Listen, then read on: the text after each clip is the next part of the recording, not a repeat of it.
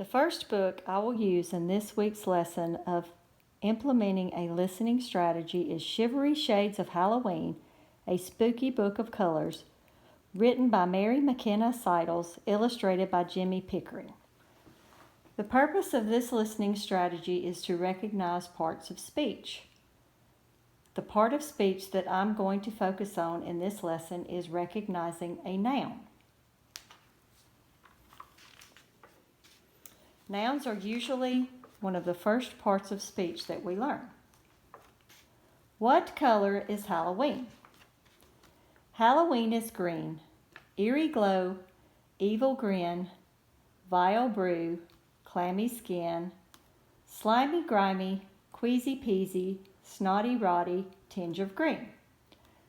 So the way I would do this lesson is that I have paper to color code each color throughout the book: green, purple, white, and so on. The kids will have a list of all the words in the text on each page, and they will need to choose out of these words which ones are the nouns. And to match the color with the page, they will cut out the nouns and glue them on a piece of paper and show me what nouns belong with the color green on this page. Then we will go to the purple. The purple page is Halloween is purple, twilight, shadows, monsters lurking, secret potion, poof, it's working, dusky musky, bruisey oozy, cruelish ghoulish blotch of purple. And they will have a list of words, all the words on the text, but they will need to select just the nouns and put them on the purple page. The purpose of this lesson is to recognize what is a noun, a person, place, or thing. And this is from the book Shivery Shades of Halloween, a Spooky Book of Colors. The next lesson that I will implement will be from the book The Little Old Lady Who Was Not Afraid of Anything. In this lesson, the listening strategy will be a sequence of events. The book is written by Linda Williams and illustrated by Megan Lloyd. Once upon a time, there was a little old lady who was not afraid of anything. One windy afternoon, the little old lady left her cottage. Now, cottage is a funny word that we haven't heard before. What do you think cottage would mean? That's probably her house, because she has just left the house and went for a walk in the forest to collect herbs and spices, nuts and seeds. She walked so long and so far that it started to get dark. There was only a sliver of moon shining through the night. The little old lady started to walk home. Suddenly she stopped. Right in the middle of the path were two big shoes, and the shoes went clomp, clomp. "Get out of my way, you two big shoes. I'm not afraid of you," said the little old lady. On she walked down the path, but behind her she could hear two shoes go clomp, clomp. A little farther on, the little old lady stumbled into a pair of pants, and the pants went wiggle, wiggle. "Get out of my way, you two pair of pants. I'm not afraid of you," said the little old lady, and she walked on. But behind her, she could hear two shoes go clomp, clomp, and one pair of pants go wiggle, wiggle. Farther still, the little old lady bumped into a shirt, and the shirt went shake, shake. "Get out of my way, you silly shirt. I'm not afraid of you," said the little old lady, and on she walked, a little bit faster, but behind her she could hear two shoes go clomp, clomp, one pair of pants go wiggle, wiggle, and one shirt go shake, shake. A little ways on, the little old lady came upon two white gloves and a tall black hat. And the gloves went clap, clap. And the hat went nod, nod. Get out of my way, you two white gloves, and you tall black hat. I'm not afraid of you, she said, and on she walked, just a little bit faster. But behind her, she could hear. What could be behind the lady? Two shoes go clomp, clomp. One pair of pants go wiggle, wiggle. One shirt go shake, shake. Two gloves go clap, clap. And one hat go nod, nod. By now, the little old lady was walking at quite a fast pace. She was very near her cottage when she was startled by a very huge, very orange, very scary pumpkin head. And the head went, boo, boo. This time, the little old lady did not stop to talk. She did not stop at all. She ran. But behind her, she could hear. Two shoes go clomp, clomp. One pair of pants go wiggle, wiggle. One shirt go shake, shake. Two gloves go clap, clap. One hat go nod, nod. And one scary pumpkin head go boo, boo. The little old lady did not look back. She ran as fast as she could and didn't stop to catch her breath until she was safe inside her cottage with the door locked. She sat in her chair by the fire and she rocked and she rocked. It was so quiet in her cottage before the knock, knock on the door. Should she answer it? Do you think she should answer the door? What could be there? Well, she was not afraid of anything, so she went to the door and opened it. And what do you think she saw? Two shoes go clomp, clomp. One pair of pants go wiggle, wiggle. One shirt go shake, shake. Two gloves go clap, clap. One hat go nod, nod. And one scary pumpkin head go boo, boo. I'm not afraid of you, said the little old lady bravely. What do you want anyway? We've come to scare you. You can't scare me, said the little old lady. Then what's to become of us? The pumpkin head suddenly looked unhappy. I have an idea, said the little old lady. She whispered into the pumpkin's ear. The pumpkin head nodded, and its face seemed to brighten. The little old lady said good night, closed the door, and whistled on her way to bed. The next morning she woke up early. She went to her window and looked out into her garden, and what do you think she saw? Two shoes go clomp, clomp. One pair of pants go wiggle, wiggle. One shirt go shake, shake. Two gloves go clap, clap. One hat go nod, nod. One scary pumpkin head go boo, boo. And scare all the crows away. So the purpose of this listening strategy from the little old lady who was not afraid of anything is this: recognizing a sequence of events. So each student will have a chart, and it will have what happened first, second, third, fourth, fifth, and sixth.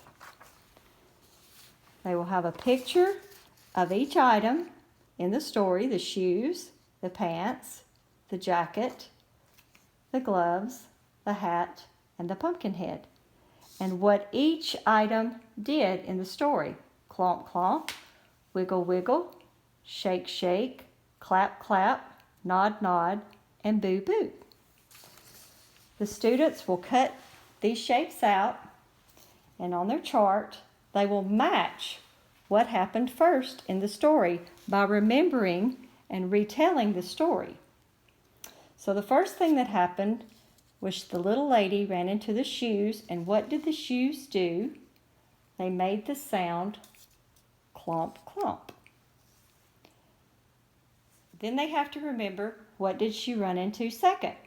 The second thing the lady ran into was the pair of pants.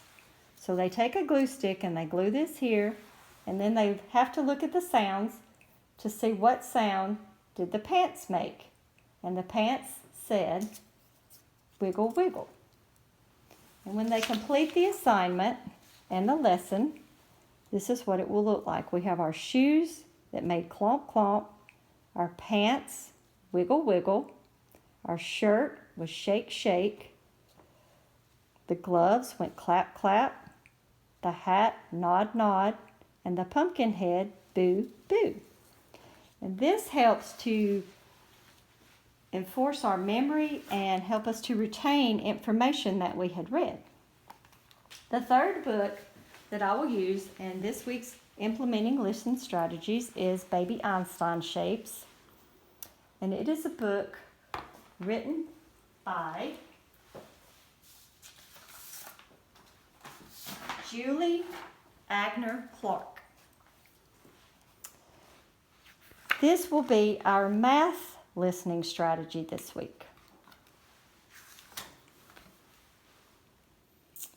If you're looking for a circle, you might just find a ball, or you might spy a round clock hanging on the wall. A wheel is a circle. You can find it on a car. To find circles in your house, you don't need to look far.